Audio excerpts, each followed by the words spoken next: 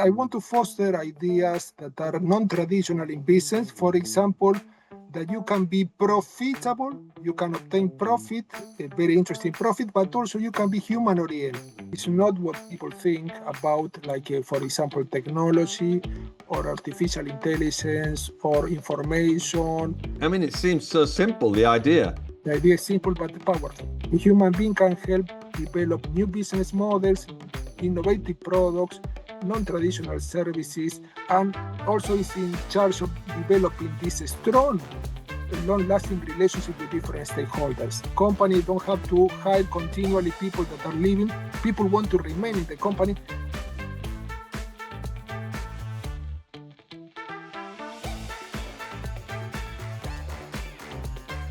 Welcome to today's edition of Free to Lead.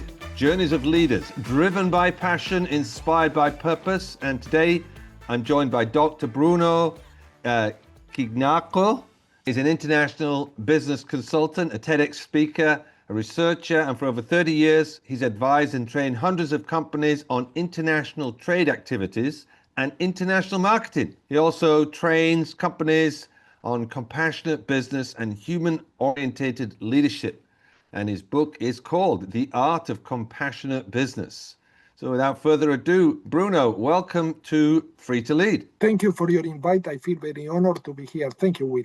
You're very welcome. How would you describe your role in the world? I want to foster ideas that are non-traditional in business. For example, that you can be profitable, you can obtain profit, a very interesting profit, but also you can be human-oriented. You can care for people, care for different stakeholders such as customers, employee, community members.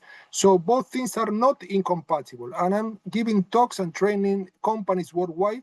It's interesting. I'm in Paraguay as we speak right now, and my sons are half Italian. I was in Italy for 3 months just recently, and I noticed that this might be a generalization, but the further south you go, the more related people seem to be, and the warmer people seem to be. So it sounds like a perfect fit for your background, but you can correct me if that's not accurate.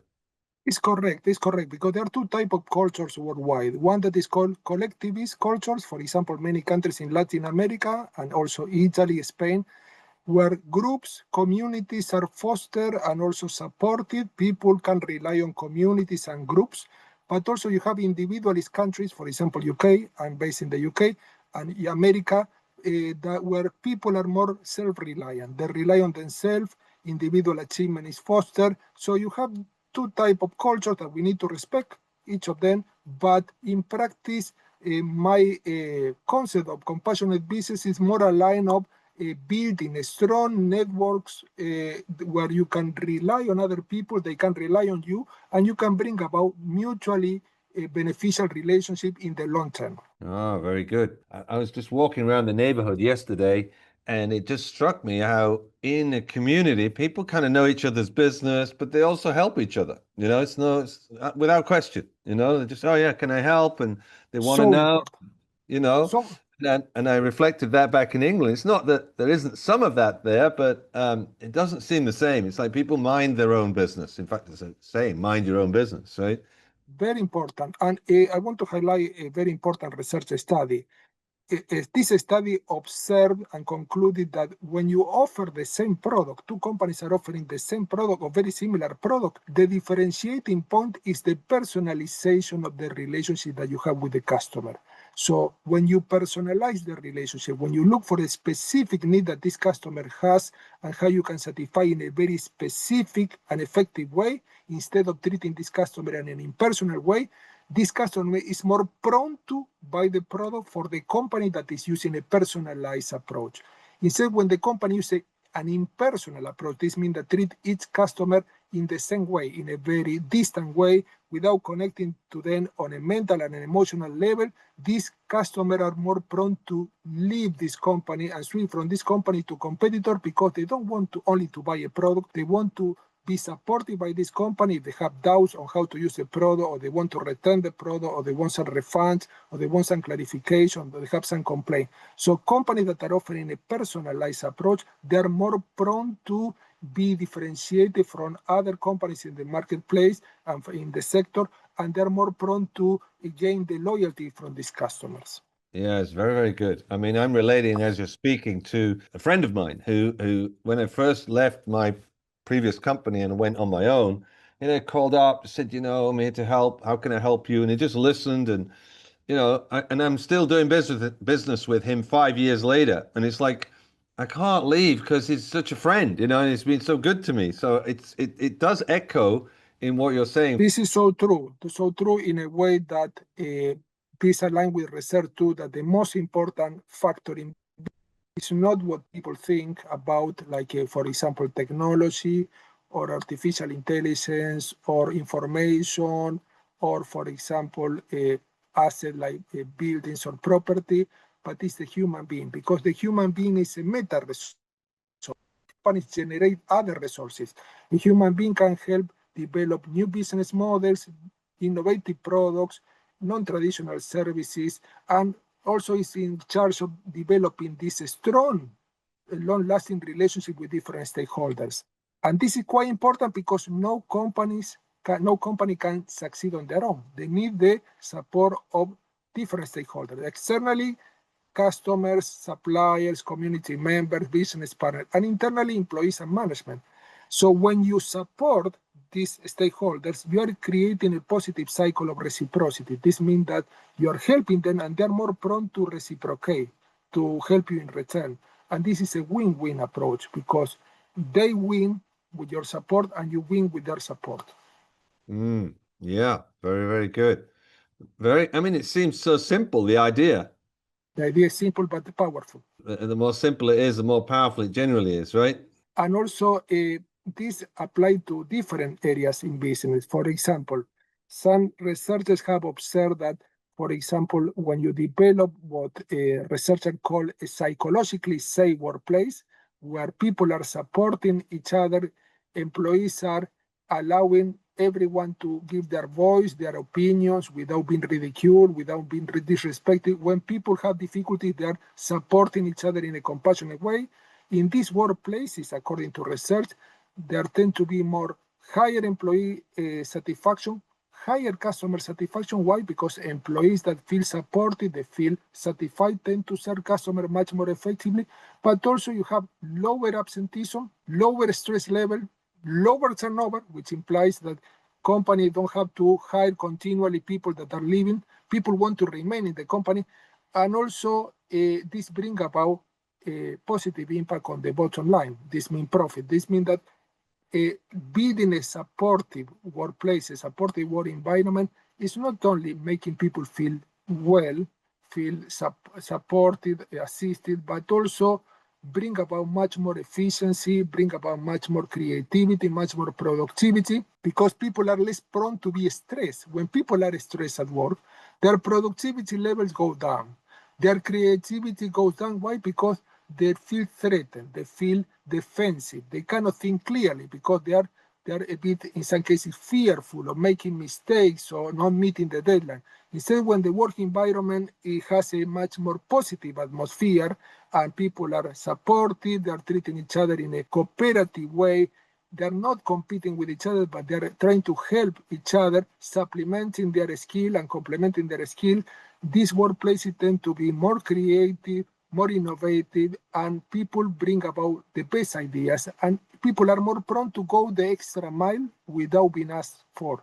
So this means that they tend to work in a much more unconditional way because they feel comfortable, they don't feel stressed, they feel at ease, they can be themselves, and they know that they are contributing to the company's mission in a meaningful way. I'm sitting here just agreeing with everything you said, right? It all fits. Psychology all fits the work I've done with people in companies. What would you say, though, to somebody who's listening and go, well, it's not like that where I work, and maybe you're the HR manager or you're the CEO. You need to do something about your culture, and you do. And well, where do they start?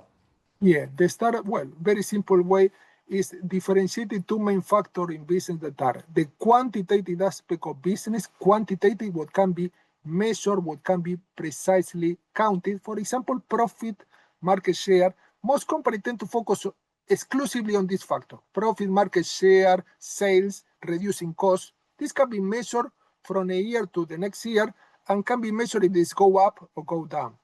But then you have the qualitative aspect of business, what cannot be measured, what cannot be counted. For example, camaraderie, compassion, generosity, gratitude, support, care, empathy.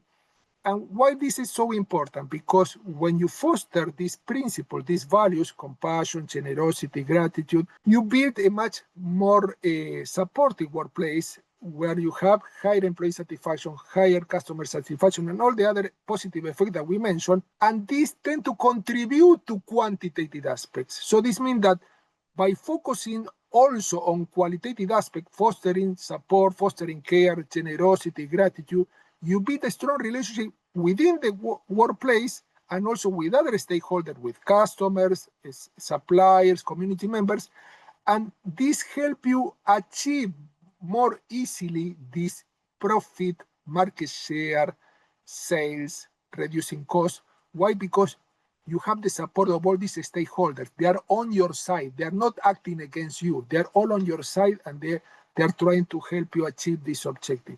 It's counterintuitive because when you focus only on the quantitative aspect of business, mean profit, market share, in some cases you try to achieve this by all means. For example, you try to achieve the highest profit, the highest sale, higher market share by exploiting employees, by deceiving customers, by polluting the environment, because you don't care about people, you don't care about the environment, you care only about the quantitative.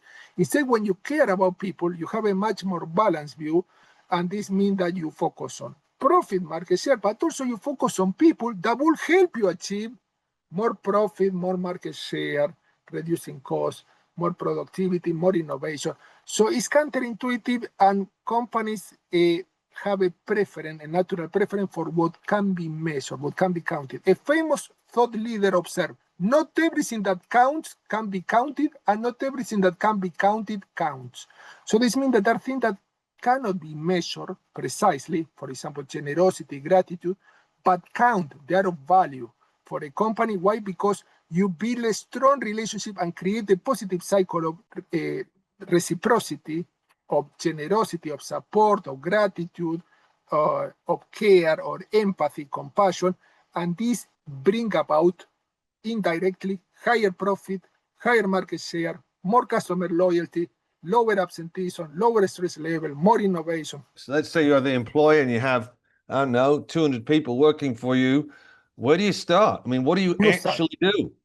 Yes, first off, you have to eliminate, if I was the advisor for this company, I will try first to monitor the company dynamics and try to observe what is preventing them from fostering this qualitative aspect. A very important factor that I observe in most companies that I provide advice is fear. I see a lot of fear in the workplace. And what type of fear I see in the workplace? I see employees that are fearful of making mistakes and being penalized or fired. I see fear of being outpaced by colleagues. So an employee don't want to share information because the colleague might take their position. I see fear of making proposals that are non-innovative, rocking the boat, going against what we call groupthink, means what is the common assumption in the company. And these are different type of fears that put people in a defensive mode, put people in a very stressful mode. And when people are stressed, this is not my opinion, the opinion of medical science, when people are stressed, they tend to adopt a freeze, fight, flight mode, and they tend to be defensive. When they adopt this mode, the freeze, fight, flight mode, they tend to be less analytical, critically analytical. So let's say we observe the company, we recognize all of that's happening. Then what do you do? Well, you try to install different procedures. First off, you highlight that there are different type of fears, and then what you have to do is try to install in that company policies that go the opposite way. For example, suggestion boxes. Suggestion boxes is a very easy way to foster innovative ideas. Many workplaces are employees are fearful of making new ideas. If you put anonymous suggestion boxes where employees don't have to put their name, everyone will be encouraged to make proposals, and in some cases, even leaving their own name. but also if you have a feedback that is not penalizing, for example, when you have employee appraisal and you are providing the employee with feedback, you frame this feedback as a constructive feedback when you highlight positive aspect of this employee, but also things that can be improved. You don't highlight them as errors, as mistakes, but things that can be improved. For example, we have these objectives. I'm sure that you are capable of achieving this objective. These are our proposals for you to achieve this objective in the future. We can provide you with some support, such as coaching, mentoring, training. You try to support them, you try to care for them, you try to show care, even when providing feedback. When employees make some mistake, you frame them as opportunities to improve, and you are future-oriented instead of being past-oriented. This employee will feel more at ease. They will feel that if they make mistake, they won't be the end of the world. They won't be fired, but they will receive support from this company because they are a valuable asset for this company. These are two examples, but also having what I call compassionate policies. Many companies are very rigid with their procedures and rules. For example, if the employees have some problems at home, for example, health problem or family problems, employees are treated in a very rigid way. They are not allowed to have flexible time to work or take some days off because they have to work exactly by the book, and they're not allowed to take some time to arrange the personal issues. Well, companies that are adopting the approach that I call human-oriented approach, they're more prone to bring about policies that are supporting people in this organization, and, for example, allowing them to work flexible time, in some cases allowing to work remotely in a specific condition. In some cases, some companies even give the choice. Employees don't have to be at home and at work, can be at home to work because they are trusted. Another point that companies can do on a practical level is eliminating micromanaging. Eliminating completely micromanaging, which implies that companies that are micromanaging, they are fearful that the employee won't do things correctly because they are not reliable, so they have to give every little series of steps, because in practice, if they don't follow this step, they might do things incorrectly.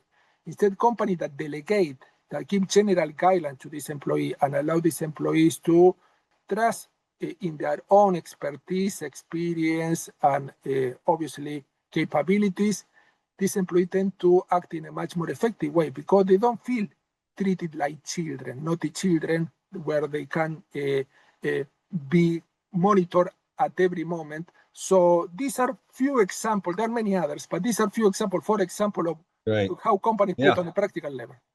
Very great. Great. And have you outlined all of this in your book? It's all outlined in the book, and the book is divided into different chapters. Some chapters focus more on the workplace, some other chapters focus on the customer, some other on the other stakeholder. Yes, everything is outlined. All the topics that we're discussing here are outlined in the book, The Art of Compassionate Business, second edition. Very good. And they can get that from most bookstores or online? This is published by Routledge. This is one of the big four publishers worldwide, and can be found in any physical bookstore worldwide, or any online bookstore, for example, Amazon or any other. All right, great. Well, it's been great having you on Free to Lead. You've written the book, right? So you're the authority on this now, The Art of Compassionate Business. It's like people know it, but they need to get it. And if they get it, then there's obviously big rewards in there. So really, thank you for sharing your research and your knowledge. Thank you very much, Bruno. Thank you, Will.